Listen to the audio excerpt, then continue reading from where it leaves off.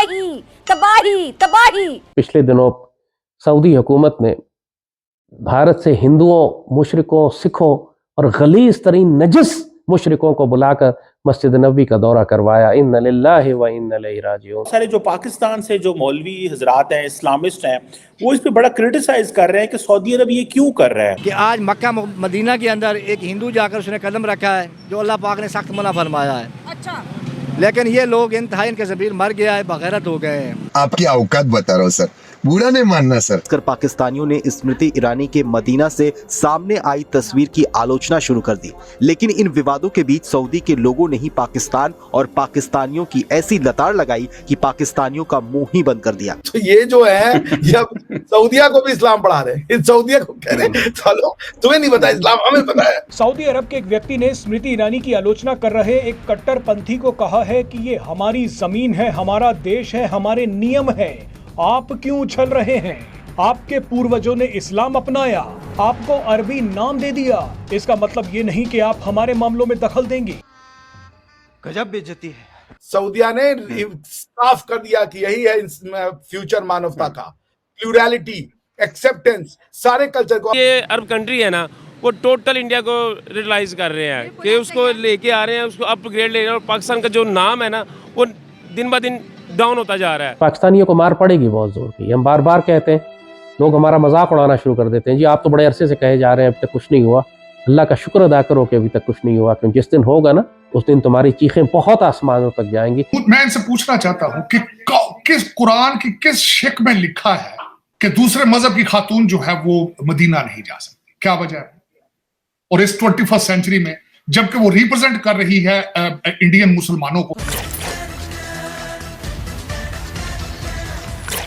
नमस्कार, जय हिंद दोस्तों। स्मृति ईरानी पर भौंक रहे पाकिस्तानियों को सऊदी अरब के लोगों ने ही अड़े हाथ ले लिया और पाकिस्तानियों की औकात नाप दी। दरअसल स्मृति ईरानी के सऊदी अरब के दौर को लेकर पाक मीडिया को मिर्ची लगी हुई है। अब वह स्मृति ईरानी के अलावा सऊदी अरब पर भी सवाल उठा रहे हैं। पाकिस्तानी अखबार द न्यूज की वेबसाइट ने तो स्मृति ईरानी के पहनावे पर भी सवाल उठा दिए हैं। कुबा मस्जिद में किसी भी गैर मुस्लिम की एंट्री पर मनाही है, लेकिन 2021 में नियमों में थोड़ा बदलाव हुआ है और अब गैर मुस्लिम भी भारी परिसर तक जा सकते हैं। द न्यूज ने इसे भारतीय डेलीगेशन की विजिट न लिखकर हिंदू डेलीगेशन लिखा है, जो उसके सांप्रदायिक रूप को दिखाता है। इस तरह पाकिस्तानी मीडिया ने स्मृति ईरानी के दौर को लेकर अपनी जेलसी जाहिर की है। इसी बीच सऊदी अरब के एक शख्स ने एक्स पर पोस्ट करके पाकिस्तानियों की बोलती ही बंद कर दी। दरअसल उसने लिखा, पाकिस्तानी अपनी औकात में रहे, तुम कोई इस्लाम के ठेकेदार नहीं हो और ना ही रियल मुस्लिम हो, तुम सब कन्वर्टेड मुस्लिम हो, तुम्हारी कोई औकात नहीं है जो हमें इस्लाम सिखाए। तो चलिए दोस्तों, इसी पर पाकिस्तानियों के रिएक्शन देखते हैं। सऊदिया ने साफ कर दिया कि यही है फ्यूचर मानवता का, प्लूरैलिटी, एक्सेप्टेंस, सारे कल्चर को। अब आप कहते हैं ये इंडियन गाँव मौत खाने वाले हैं, इनको तो धोती पहनने वाले हैं, हमने आके इनको ये पढ़ा दिया। पता नहीं यार वो तुर्क कब से कपड़ा लेकर के आ गए, वो बेचारे जानवर मार करके उनकी छाल पहनने वाले लोग थे।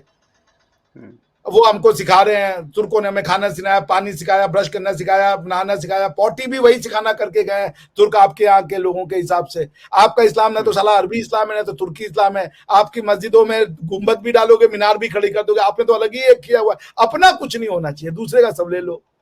तो ये जो मूर्खों वाला इस्लाम है, इसका समय गया, ठीक है ना। तुर्कों के इस्लाम ने दुनिया पे राज किया, अरबों के इस्लाम ने लोगों को इस्लाम मुसलमान बना दिया, मूर्खों के इस्लाम ने आतंकवाद दिया, लोगों का जीना मुश्किल कर दिया, नफरतों को बढ़ा दिया।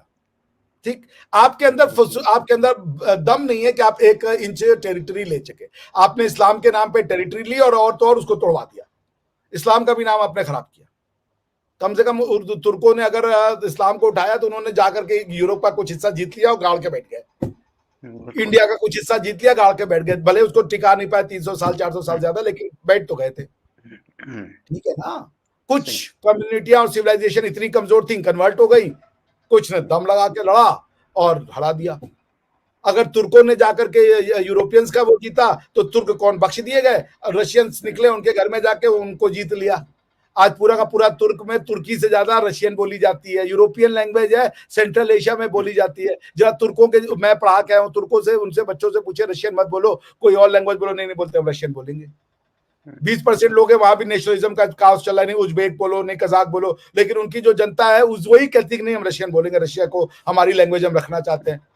वो रशिया को आज भी वो अलग हो गया, लेकिन रशियन हेरिटेज को अपना हेरिटेज मानते हैं, वो इतना प्यार है।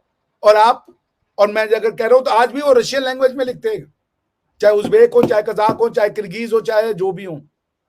जबकि वहां पे इस्लाम को बैन कर दिया था, रशियंस ने बैन कर दिया था। अगर घर में कुरान भी दिख जाती थी तो गर्दनें उतरवा लेते थे वो। कोई ताकतवर नहीं होता साहब, समय ताकतवर होता है। और आपने क्या किया, जो युवकों का इस्लाम है, इन्होंने एक कहानी गढ़ डाली, इसका ऐसा कहानी गढ़ के दिखा दिया, इसको अपनी फुतुहात बना ली, तुर्क बन गए, अरब बन गए। सो भाई पॉइंट ये है, गॉन आर द डेज। और मैं बहुत खुश हुआ इसको देख करके। मैं एक अपनी महिला फ्रेंड थी कजाक, उनके घर गया और उन्होंने मुझसे कहा था मैं तुम्हारे लिए कजाक लड़की ढूंढूंगी, तो मैंने हाथ जोड़ लिए थे। मैंने कहा कि नहीं, मेरा कोई इरादा नहीं है। मुसलमान थी। उनके पिताजी, मैं गया तो टोपी लगा के, बहुत एजेड थे और बुद्धिज्म पढ़ रहे थे। उनसे मिला मैं, क्या नाम है, सिस्टर इन लॉ से, पूरा बाया में थी यहाँ तक, एकदम पूरा जो अरबिक स्टाइल का बाया पहनी हुई। और वो जो खुद थी वो संस्कृत सीखना चाहती थी। ऐसा इस्लाम चाहिए हमको भारत में भी। हम नहीं कह रहे कि इस्लाम छोड़ दो। उसने, उसके पति दोनों, उसका पति क्रिश्चियन था, उस खुद मुस्लिम थी, और भाई एक मुस्लिम था, भाई ने एक मुस्लिम लड़की से शादी की थी, बाप जो है वो बुद्धिज्म एक्सप्लोर कर रहे थे एक ही घर में। कोई किसी को गर्दन नहीं काट रहा था, क्योंकि सब जानते थे कि हम सब बेसिकली कजाक हैं। सही, सब बेसिकली कजाक हैं। ये समझ जिस दिन आ गई तो ये बात खत्म हो जाएगी। हम सब अब आप गाँव का क्या, काऊ डंग पीने वाले, गोबर का मूत, गोबर खाने वाले, क्या बोले अब इसका। तो लेकिन मैं इसका पूरा श्रेय दूंगा सबसे पहले प्रधानमंत्री मोदी जी के नेतृत्व को। उन्होंने दुनिया को प्रभावित किया। मुसलमान जिसके अंदर मुसलमान जिसने कलमा पढ़ा ला इलाहा इल्लल्लाह मोहम्मद रसूलुल्लाह, ये मुल्क पाकिस्तान कलमे की बिना पर बना है, लेकिन हम भूल गए हैं। अच्छा, हम ये अफसोस से बड़ा दुख हो रहा है कि हम ये चीज़ें भूल गए हैं। मुसलमान अगर एक हो जाता तो उनकी क्या ज़रूरत थी, इसराइल की क्या ज़रूरत थी, फ़लस्तीन पे हमले करता। जनरल हमीद गुल ने एक बात कही थी, बड़ी वाज़िया, बड़ी याद होगी आपको। उन्होंने कहा था कि अफगानिस्तान ठिकाना, पाकिस्तान निशाना। अच्छा, ठीक है, और वो वक्त आ गया है, वो वक्त सामने है, लेकिन पाकिस्तानी सियासतदानों को ये नज़र नहीं आ रहा। वो अपनी कुर्सी के चक्कर में पाकिस्तान का बेड़ा गर्क कर चुके हैं। अच्छा, अगर आप ये सऊदी की तरफ देख लें, वो अपने मफाद के लिए उसने इंडिया से हाथ मिला लिया है, इसराइल से। ईरानी के नेतृत्व में पहली बार कोई गैर मुस्लिम डेलीगेशन मदीना गया है और इस्लाम के ऐतिहासिक स्थानों पर दौरा किया है। डेलीगेशन में 2 महिलाएं थी जिन्होंने साड़ी और सलवार कमीज पहन रखी थी। इन लोगों ने सिर भी नहीं ढके थे। इसके अलावा स्मृति ईरानी ने मत्थे पर बिंदी लगा रखी थी। इसके अलावा मंत्री मुरलीधरन ने धोती और भगवा कुर्ता पहन रखा था। बता दें कि भारत से सऊदी अरब की नजदीकियों को लेकर पाकिस्तान अक्सर परेशान रहता है।